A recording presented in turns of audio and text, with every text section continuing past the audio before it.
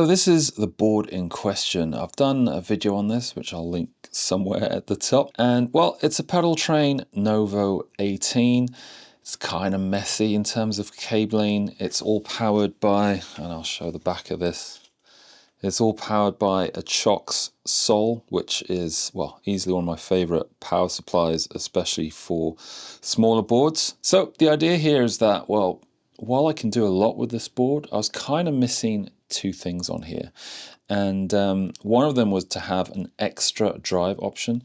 So as much as I absolutely love the gain changer, I would love that I could switch between these two toggle modes, and everything else on this board just simply works really well for what I'm after. So the pitchfork, I can use it for octave, pitch effects obviously. You can do kind of like a fake chorus with the detune mode. I've got the HX1 here to do all sorts of like Swiss Army knife style effects that I might want to use. Strymon Volante, and then the Strymon Flint for reverb and tremolo. Secret weapon here is the Chase Secret Preamp, which is basically the Echoplex preamp in a pedal.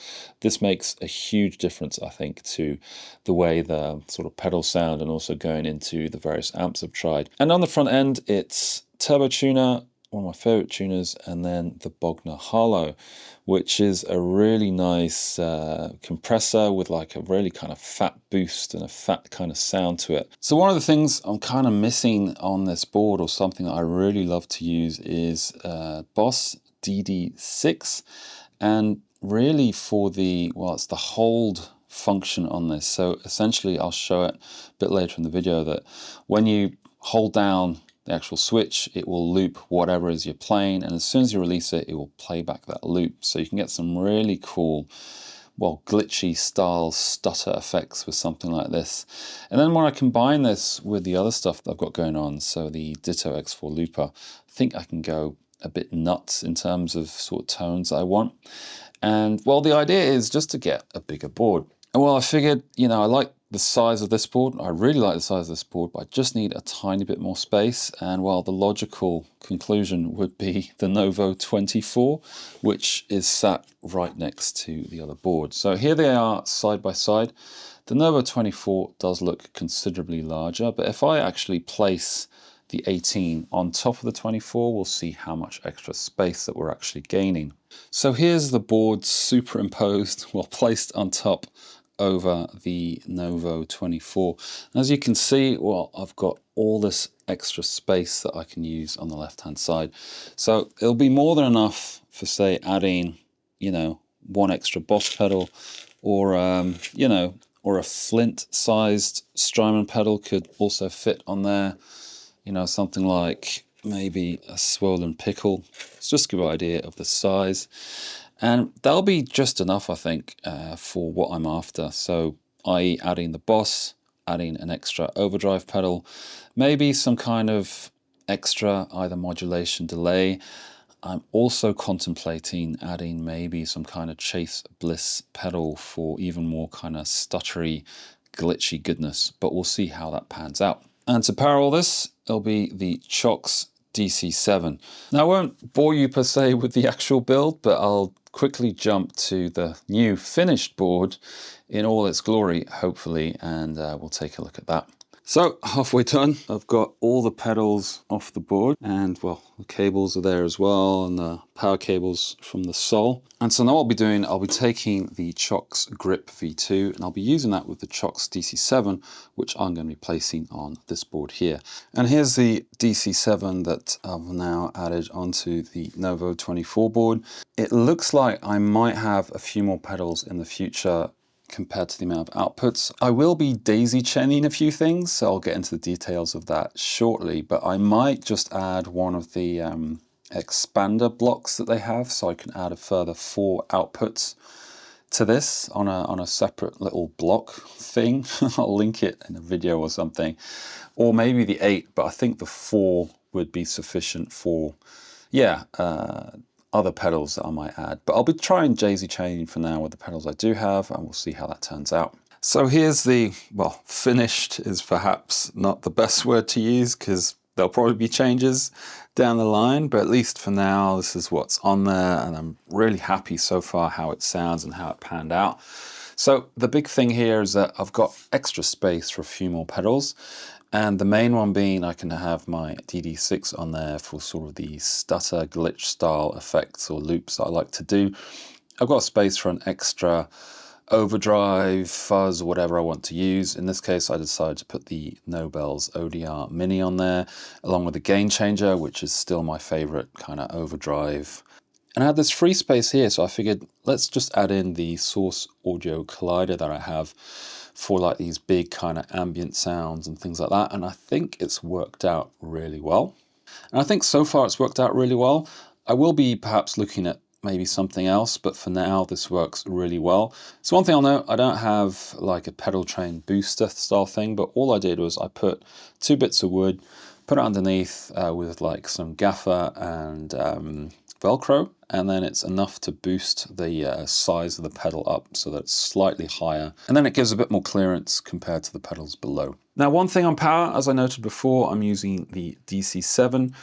Obviously, there's a bit more pedals here than 7. And the way I'm doing this is that I'm daisy chaining together a few pedals that I think, while they have relatively low power requirements, and they probably won't have kind of noise that will feed into each other. So what I did is that I daisy chained these 3 pedals together. So the compressor, tuner, and then the pitchfork.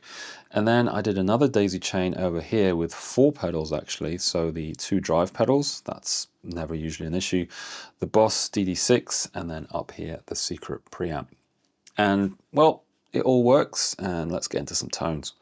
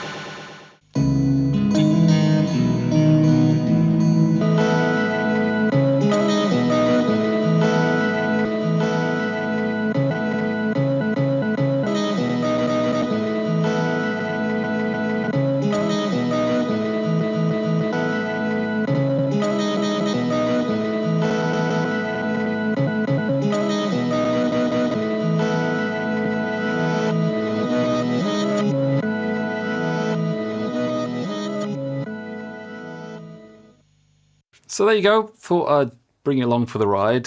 So making that move to the bigger pedal board really opened up some new kind of options. Having that kind of super big kind of ambient sound on tap with the collider on there is a really nice touch.